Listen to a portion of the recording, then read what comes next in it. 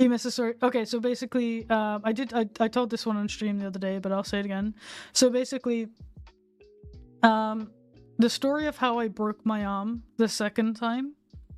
Me and my friends, we had made a rope swing on a tree, and the tree in question was on top of a very steep slope. So let me give you a visual reference of this slope.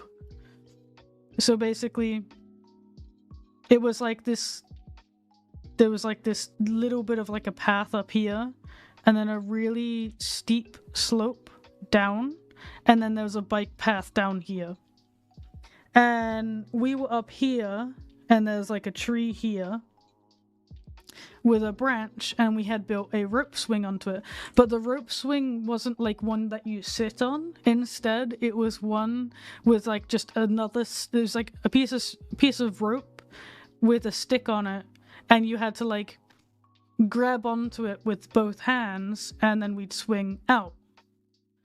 And basically, what happened is I went to do it. My friends convinced me to go on the rope swing because they had all been doing it. So I did it. And I did the first swing, and I was fine.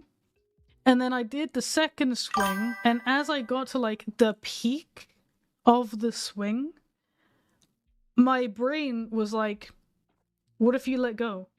And intrusive thoughts won that day, and I let go, and I fell all the way down.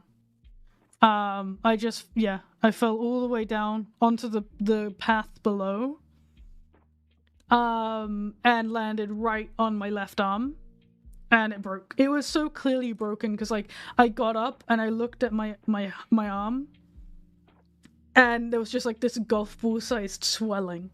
So I was like, yeah, no, that's broken.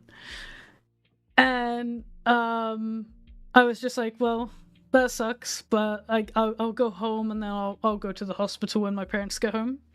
So I walked home, like 20-minute walk, 25-minute walk, carrying my arm gently. And I got home, and then I rested it up on a pillow, and I just sat and waited for one of my parents to get home. And my dad came home from work, like an hour later or something.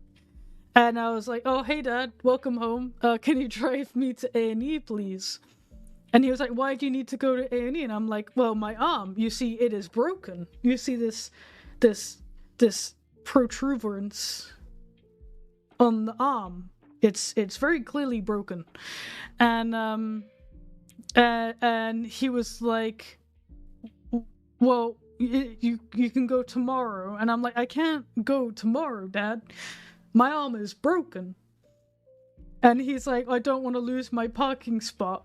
So basically, yeah, he didn't want to take me to A&E because he didn't want to lose his parking spot. So I was like, you've got to be joking. And he was like, no. So I was like, all right, fuck it, I'll walk. So I left the door.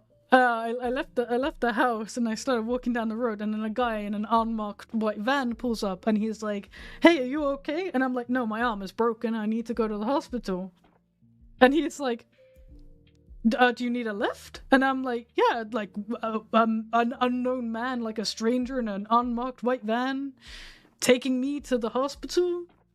Yeah, sounds safe enough. So my dad actually did join in the van, so it wasn't like alone, but this stranger drove me to the hospital, and the stranger was like, oh, did your car break down? How come you couldn't like drive to the hospital?